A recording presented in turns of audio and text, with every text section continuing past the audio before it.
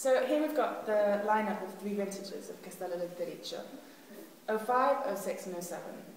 As the first vintage of this wine ever made was in the year 2000, every year we've kind of, I don't want to say made it better, but it's kind of been fine-honed a little bit. So each year it has a little bit more kind of learned from your experiences. Exactly. Because Syrah can be a great variety that overproduces, so we do everything that we can to kind of make sure that production is small and the concentration of flavour is incredible. So the first 2 vintages, the first vintage, 2005, was a relatively warm vintage, and it came after a 04, which was quite a cool and restrained vintage. So this was a bit more of a kind of explosion of flavour. And here we have 50% is Syrah, 25% is Petit Verdot, which is quite unusual as a blend because we're going from Bordeaux to the Rhone Valley. But it gives it a really nice kind of tightness and greenness to it.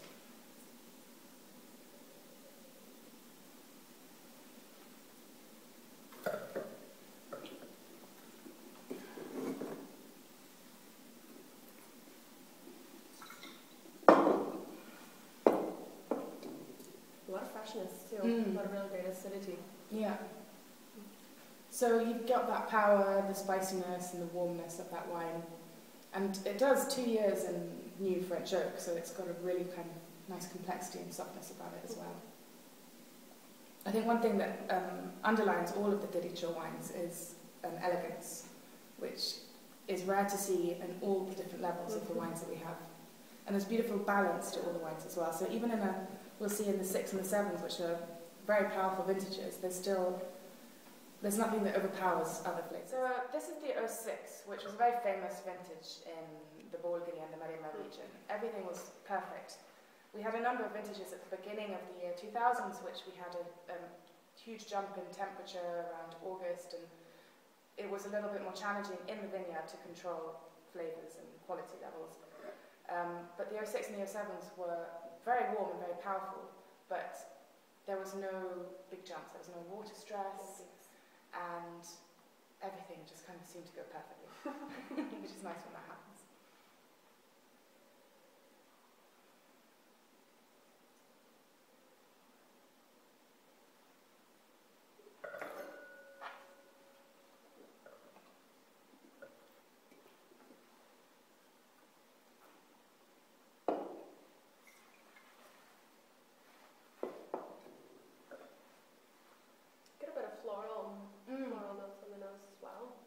And that kind of, the eucalyptus, which comes out in quite a lot of our wines. In this vintage, there's a bit of Cabernet Franc in there as well, which often has that kind of characteristic. So you get a nice bit of mintiness that lifts it up. As a Syrah, it's not bogged down and too overripe, jammy. There's none of that, which is, especially sometimes with the use of new oak, you sometimes get a little bit too much extraction and richness. What do you suggest in terms of drinking windows for some of these wines? Well, I personally quite like wines when they're, as you say, quite fresh. Or I like them really, really old. They're kind of in-between thing. I try and skip it. So I'd say this is great to drink now if you like that kind of freshness, but drink half of it and then put the other half in your cellar and forget it for 10 years. And I recently tried the year 2000, which is just outstanding. The softness and the integration of all the flavours together. And obviously all those secondary characteristics that come out. Just really interesting. Each sip you take, you get something else coming out. It's really fun. And the last is 2007? The last is 07. We actually made very little of this in the 2007 vintage. So it's completely limited quantities of this. And Ferrini did an incredible job in the 07. He won the Tre Bicchieri on it. He got 96 points from Parker, which is outstanding.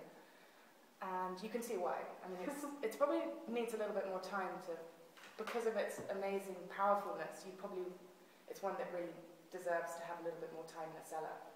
But you can really see the potential there.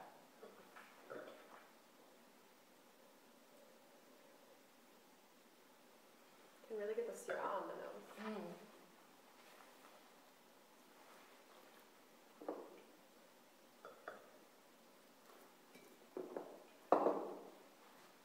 So it's still kind of a bit of a beast that needs to be tamed. But you can see all especially the hot spices, the kind of cinnamons and the cloves, and that is really beautiful in this wine. But it's counterposed and balanced very nicely by a beautiful acidity, quite strong tannins, and it's one that would really need a good juicy steak to have with it. Good for aging though too. And very good for aging, yeah. Especially because of that balance. Because if everything is high, the tannins are high, the alcohol is 14%, I believe, everything will kind of really work together in the long run.